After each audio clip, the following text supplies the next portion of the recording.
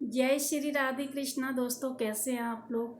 दोस्तों, आज मैं आपके लिए एक ऐसा वीडियो लेकर आई हूँ जो आपके काम की वीडियो है। जैसे मासिक धर्म के दौरान हमें किन किन बातों का ध्यान रखना चाहिए, मासिक धर्म क्यों आता है और मासिक धर्म के दौरान हमें पूजा पाठ क्यों नहीं करनी चाहिए, और पूजा पाठ अगर करनी है तो कितने दिनों बाद करनी चाहिए। दोस्तों, इसके पीछे का एक रीज़न है। सभी महिलाओं के मन में ये ज़रूर आता होगा कि मासिक धर्म महिलाओं को ही क्यों होता है। तो ऐसा है, इसके पीछे की कहानी है और बहुत ही अच्छी कहानी है। आप सुनोगे तो दंग रह जाओगे। सुनिए। जब इंद्रदेव ने बत्रासुर के जो राक्षस था उसका वध किया था, युद्ध हुआ था, तो बत्रासुर का वध किया था। फिर वो मारा गया, असुर मारा गया। लेकिन जब बाद में इंद्र को पता चली कि ये तो ब्राह्मण का बेटा है, तब उनको बहुत दुख हुआ कि उनको ब्रह्म हत्या का पाप लग गया। फिर वो बहुत ही चिंतित हो गए और जाकर छुप गए। वो कहाँ छुपे थे? कमल की नाल में। कमल का फूल होता है ना, उसकी नाल में जाकर के वो छुप गए थे। जब उनका सिंहासन खाली हो गया, राज्य उनका चलने नहीं लगा, तब सभी देवता, जो सारे देवता थे इंद्र के, वो सब लोग ब्रह्मा जी के पास आए और ब्रह्मा जी से निवेदन किया कि आप इंद्र को ढूंढिए, इंद्र महाराज पता नहीं कहाँ चले गए हैं। तो उन्होंने अपनी शक्तियों से इंद्र को खोजा, देखा कि वो कमल के नाल में छिपे हुए बैठे हैं। जब उन्होंने पता लगाया कि तुम यहाँ पर क्यों छुपे हो, तब इंद्र ने कहा कि मुझसे ब्रह्म हत्या का पाप लग गया है। और उस समय ब्रह्मा जी बोले कि चलो कोई बात नहीं, मैं इसका समाधान निकालता हूँ। तब ब्रह्मा जी ने उस हत्या का 4 भागों में बांट दिया। पहला भाग दिया पृथ्वी को। पृथ्वी को बोला कि एक भाग आप रख लो। तो पृथ्वी बोली कि मैं क्यों रखूं, मैंने तो कोई पाप नहीं किया है, ये तो इंद्र का पाप है, इंद्र ही भुगतेगा, हम क्यों भुगतें। लेकिन ब्रह्मा जी ने कहा कि ये परहित के लिए है, समाज के लिए है, संसार के लिए है। लेकिन अंत में वो पृथ्वी मान गई और उन्होंने, ब्रह्मा जी ने आशीर्वाद दिया कि तुम पृथ्वी पर जहाँ ऊंची नीची रहोगी वहाँ समय पर एक सार हो जाओगी। ये वरदान उन्होंने पृथ्वी को दिया। दूसरा भाग उन्होंने पानी को दिया। पानी को भी यही आश्चर्य हुआ कि हम क्यों ब्रह्म हत्या का पाप लें, हम क्यों भागीदार बने। लेकिन ब्रह्मा जी ने उन्हें समझाया कि ये जनहित के लिए है, ये समाज के लिए है। तो पानी मान गया। तो पानी को आशीर्वाद दिया कि तुम स्वच्छ और साफ सुथरे बहते रहोगे, लेकिन जो तुम्हारे ऊपर काई होगी, जहाँ तुम्हारा पानी इकट्ठा होगा, वो काई के रूप में पाप होगा, ब्रह्म हत्या का पाप होगा। जो आप काई दिखाई देती है वो ब्रह्म हत्या का पाप होती है।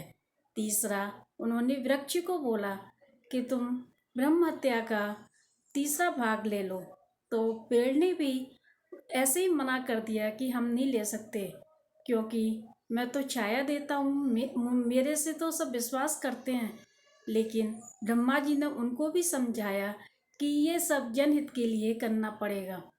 तब ब्रह्मा जी ने उनको आशीर्वाद दिया कि जब तुम कटोगे तब तुम्हारे अंदर से छोटे छोटे पौधे निकलेंगे और तुम बड़े हो जाओगे।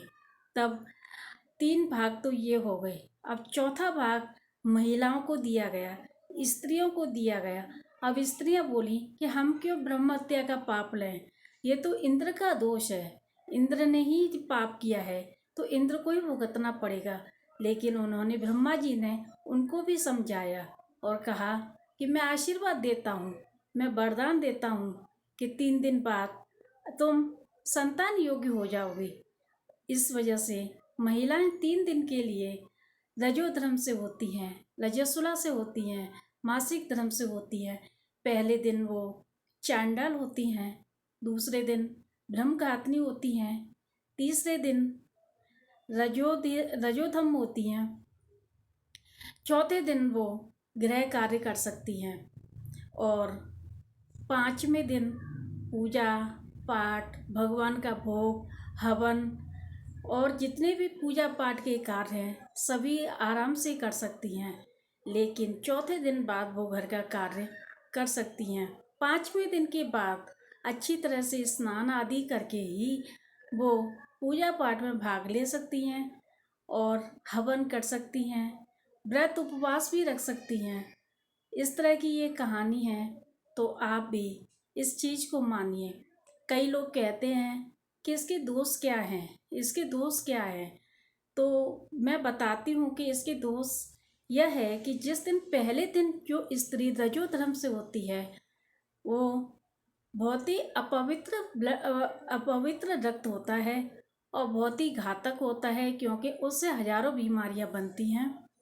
और ये बीमारी किसी न किसी को लग जाती है। इसीलिए पहले दिन हर स्त्री को आराम करना चाहिए, दूसरे दिन भी उसको रेस्ट करना चाहिए, कोई भी चीज़ नहीं छूनी चाहिए, चाहे वो रसोई की चीज़ हो, चाहे वो भगवान की कोई भी वस्तु हो, भगवान का कोई भी सामान हो, लेकिन वो इन चीज़ों से दूर रहे, अपने आप को स्वच्छ रखे और सुरक्षित रहे।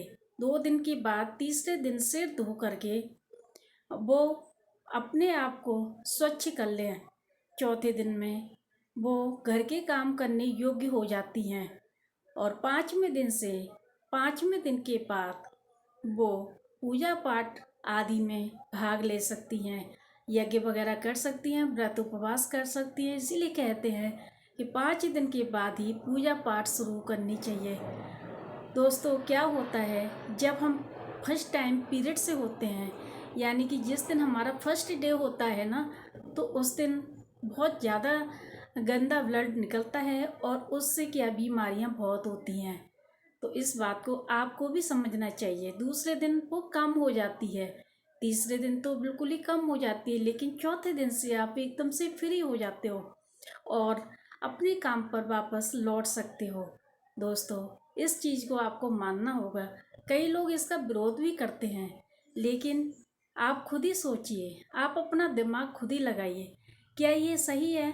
अगर कोई स्त्री बहुत परेशान है, पहले दिन उसको पीरियड आया हुआ है, तो क्या वो काम कर पाएगी? कितनी डिस्टर्ब होगी, कितनी परेशान होगी।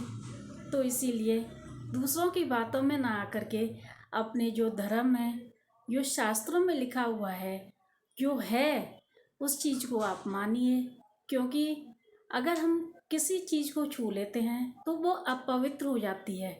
इसीलिए पहले ज़माने में लोग कहते थे कि इस समय अचार नहीं छूना चाहिए, क्योंकि क्या होता है जब हमारे हाथ गंदे होते हैं तो अचार भी खराब हो जाता है। जैसे हम कहीं भगवान के आसपास जाते हैं तो भगवान तो पवित्र होते हैं ना, तो भगवान से दूरी रहना चाहिए, भगवान के मंदिर से दूर रहना चाहिए। दोस्तों, ये ऐसा समय होता है जिस समय आप रेस्ट करें, आराम करें और 3 दिन के बाद आप अपना काम, घर का काम कर सकती हैं। उसके बाद 5वें दिन बाद आप पूजा पाठ, भगवान जी का भोग, भगवान जी का स्नान और व्रत उपवास हवन जो भी आप करना चाहें तो 5 दिन के बाद आप कर सकती हैं। इसीलिए ये सभी में दोष दिया हुआ है। पेड़ों में जो आपको गोंद दिखाई देता है वो भी एक पाप का हिस्सा है। आपको जो पानी में काई दिखाई देती है वो भी एक पाप का हिस्सा है। और जो आपको नदियों में सॉरी पृथ्वी पर जो उथल पुथल जैसे ऊंची नीची जगह होती है तो वो भी एक पाप का हिस्सा है। क्योंकि किसी को क्या अच्छा लगेगा कि कहाँ गड्ढा है, कहाँ समतल है, तो वो एक साथ हो जाती है। इसीलिए ब्रह्मा जी ने सभी को वरदान दिया था कि उन्होंने जनहित के लिए सभी को वरदान दिया है। महिलाओं को भी वरदान दिया है कि आप चौथे दिन से आप अपने गृह कार्य में मतलब गृह कार्य में आप सहयोग कर सकती हैं या गृह कार्य कर सकती हैं। आपने देखा होगा चौथे दिन बाद ही संतान की उत्पत्ति होती है। इसीलिए ब्रह्मा जी ने सबको कुछ न कुछ वरदान दिया है। इसी में महिला भी हैं जो कि इस चीज़ को झेलती हैं और उनको फल भी मिलता है, उनको संतान की प्राप्ति भी होती है। तो इस बात को आप समझिए, ये कोई गलत चीज़ नहीं है, लेकिन पहले दिन और दूसरे दिन और तीसरे दिन बहुत ही अच्छी तरह से रहना चाहिए, घर में आराम करना चाहिए, रेस्ट करना चाहिए, न कि किसी चीज़ को इधर उधर छूना चाहिए, क्योंकि ये अपवित्र हो जाती हैं। आप खुद ही सोचिए, महीना भर का ब्लड अगर इकट्ठा हो तो उसमें कितनी कीटाणु जमा हो जाते हैं, और अगर आपका वो रक्त स्राव होता है तब आपको कितनी दिक्कत होती है। पहले दिन का ब्लड बहुत ही ज़्यादा गंदा और कीटाणु रहित होता है, कीटाणु सहित होता है, इसीलिए ये तीसरे दिन के बाद ही आप शुद्ध हो पाती हैं। चौथे दिन बाद आप शुद्ध रूप से पूजा पाठ आदि कर सकती हैं और स्नान आदि करके बाल धो करके सिंदूर लगा सकती हैं। अच्छी तरह से तैयार हो करके आप खुशनुमा हो करके कितनी प्रसन्नचित्त होती हैं जब आप पीरियड से गुजरती हैं। पीरियड जाने के बाद कितना दिल खुश हो जाता है, मन प्रसन्न हो जाता है, क्योंकि गंदी चीज़ निकल गई ना हमारे शरीर से। जब हम काई को हटाते हैं तो पानी भी साफ दिखने लगता है। तो इसी तरह ही ये चीज़ें हमको वरदान में मिली हुई है, ठीक है। इसमें बुरा मानने की कोई बात नहीं है, और जो नियम बताए गए हैं उन नियम को आप फॉलो कीजिए और उन्हीं नियमों पर चलिए, क्योंकि जो 3 दिन का समय बताया गया है, 3 दिन के बाद आप शुद्ध होती हैं। चौथे दिन तक तो वैसे भी कोई नहीं करता है, लेकिन 5वें दिन से सब लोग काम करना शुरू कर देती हैं। तो अगर आपको ये मेरा वीडियो अच्छा लगे तो इसे लाइक करना, सब्सक्राइब करना और बेल आइकन बटन ज़रूर दबा देना। कमेंट करके मुझसे आप जो चाहें, जैसा चाहें सवाल पूछ सकते हैं, मैं हर बात का जवाब दूंगी। मैं महिलाओं को हर बात का जवाब दूंगी जिनको ये समस्या से गुजर रही हैं। तो दोस्तों, मैं आपके लिए ये वीडियो बनाकर लाई हूँ और ये बहुत ही शानदार वीडियो है, क्योंकि लोगों को लगता है कि हम क्यों मासिक धर्म से होते हैं, क्यों हमारे ऊपर परेशानी आती है। ये तो ब्रह्मा जी का दिया हुआ वरदान है, इसीलिए इसे स्वीकारिए और इनके नियम का पालन कीजिए। जय श्री राधे कृष्ण।